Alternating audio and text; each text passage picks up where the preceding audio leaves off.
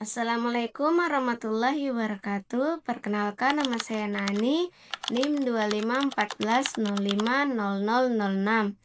Program D3 Kebidanan, dosen pengampu Nurdalifa ST MKes. Di sini saya akan menjelaskan tentang komunikasi interpersonal atau konseling dan juga pengertian KIPKA. Komunikasi interpersonal atau konseling adalah interaksi tatap muka dua arah antara konselor dan juga klien untuk berbagi informasi, perasaan, dan membantu memecahkan masalah atau mengubah perilaku. Teknik ini menggunakan keterampilan mendengar aktif, empati, dan komunikasi nonverbal untuk membangun hubungan saling percaya. Komponen utama dalam komunikasi atau konseling yaitu keterampilan dasar, tujuan, proses, dan faktor keberhasilan. KIPKA sering diaplikasikan dalam pelayanan kesehatan, misalnya antara bidan dan pasien, untuk meningkatkan kesehatan psikologis dan kepatuhan pasien. Pengertian KIP konseling adalah proses komunikasi antara seseorang atau konselor dengan orang lain. Konseling adalah proses pemberian informasi objektif dan lengkap dilakukan secara sistematik dengan paduan keterampilan komunikasi interpersonal, teknik bimbingan, dan penguasaan pengetahuan klinis bertujuan untuk membantu seseorang mengenali kondisinya saat ini, masalah yang sedang dihadapi, dan memutuskan jalan keluar atau upaya untuk mengatasi masalah tersebut.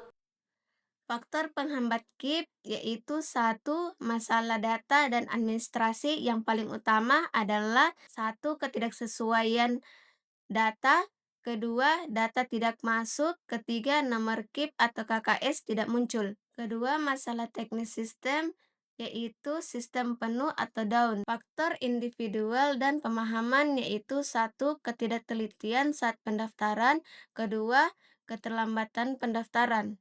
Faktor individual yaitu kemampuan, kepribadian, nilai dan sikap, motivasi, persepsi, pembelajaran, dan demografis.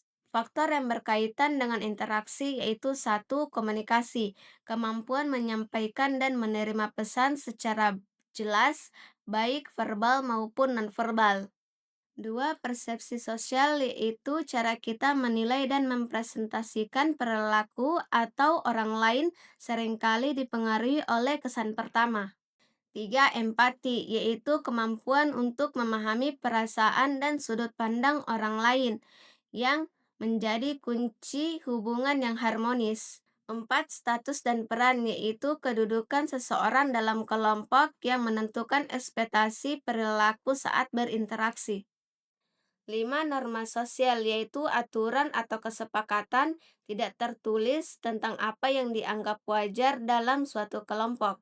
6, atraksi interpersonal yaitu faktor daya tarik atau kesamaan seperti hobi, nilai, dan latar belakang yang membuat seseorang lebih mudah berinteraksi dengan orang tertentu.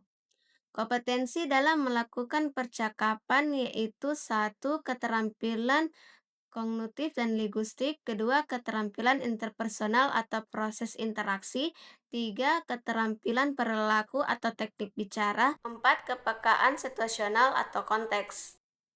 Kesimpulan, komunikasi interpersonal yang efektif bukan sekedar proses pertukaran informasi, melainkan hasil integrasi yang kompleks antara kualitas individu, dinamika interaksi, dan konteks situasional. Keberhasilan sebuah percakapan sangat bergantung pada tingkat kompetensi interpersonal atau KIP pelakunya.